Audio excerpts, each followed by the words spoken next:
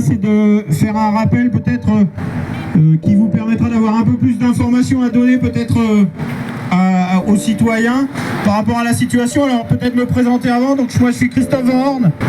Je suis secrétaire national de la Confédération Paysanne, je suis porte-parole de la Conf de la Marne et du coup je vous amène des infos qui arrivent du national suite à tout ce qui nous est arrivé là depuis 2-3 semaines, depuis la reprise post-fête on va dire, et notamment les 52 gardes à vue d'il y a 2 jours.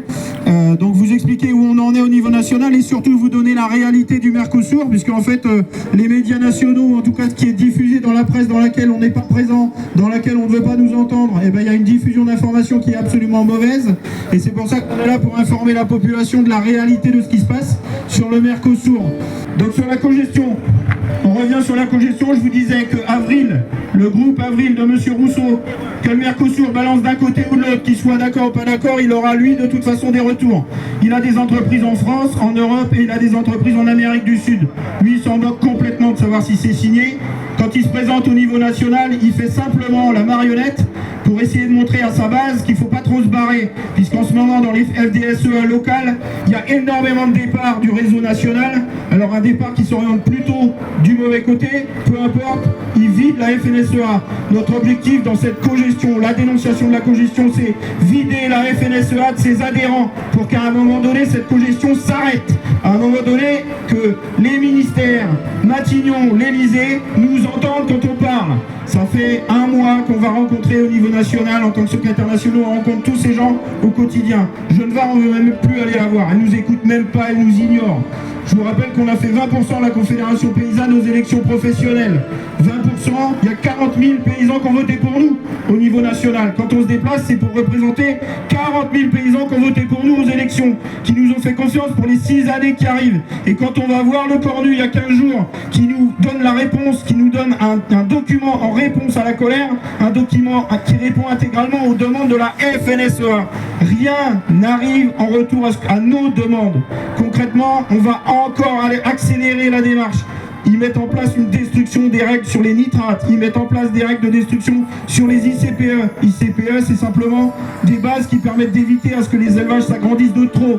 Respecter des règles, que la population ait la possibilité de s'exprimer quand il y a des projets. Tout ça, c'est en train de disparaître avec, entre guillemets, la loi spéciale agricole. Et ça, il faut qu'on continue à ne pas lâcher et informer que ça, c'est principalement des revendications de la FNSEA. Donc quand on dit au niveau national, il y a 3 revendications. La DNC, puisque la crainte en tant qu'éleveur, et là je vous dis quand il fait 10 degrés et qu'il y a des moustiques qui s'envolent, et on est bien conscient que la DNC elle va revenir et que c'est une erreur de croire que la DNC a disparu en France. Donc là quand on surveille le temps et on se dit les moucherons vont arriver, on va encore se taper de la DNC au mois de février, qu'est-ce qui va se passer pour nos troupeaux? Le deuxième point, le Mercosur il ne doit pas passer, on doit informer la population et informer nos eurodéputés qu'on ne va pas les lâcher et qu'on va leur mettre une pression énorme sur toute l'Europe. Et ensuite le troisième point, la cogestion, fin de la cogestion.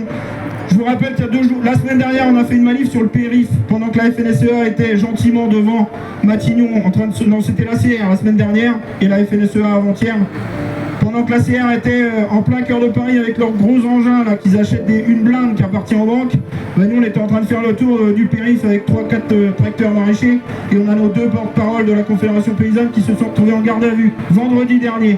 Et là avant-hier on était au ministère de l'Agriculture, on est allé essayer de rencontrer, alors pas Madame Genevard, mais en tout cas les services, pour leur expliquer comment sur nos exploitations on n'a pas de revenus et comment il faut nous accompagner. On était 150 paysans, on s'est retrouvé 52 en garde à vue, 20 heures de garde à vue, avec le parquet qui a conclu à une sortie sans suite. La dégradation qui avait été dénoncée par la ministre de l'Agriculture, qui a porté plainte contre nous, c'était dégradation puisqu'il y avait 3 autocollants sur le ministère de l'Agriculture. Voilà concrètement comment on est accueilli en tant que représentant de 40 000 paysans français. Donc aujourd'hui la colère elle est énorme au niveau de la Confédération Paysanne, c'est pour ça qu'on lâche pas, on lâchera pas et on va continuer. On va continuer à faire du lien avec tous nos partenaires, qu'ils soient représentants des syndicats des salariés, représentants des élus locaux, etc. On est bien conscient qu'il y a des élections qui arrivent. On met une pression énorme sur le salon de l'agriculture. On a eu le directeur du salon hier qui nous a demandé, en tant que Confédération Paysanne, d'être surtout présent au salon de l'agriculture. Ça veut dire qu'on a compris qu'on commence à leur foutre les jetons.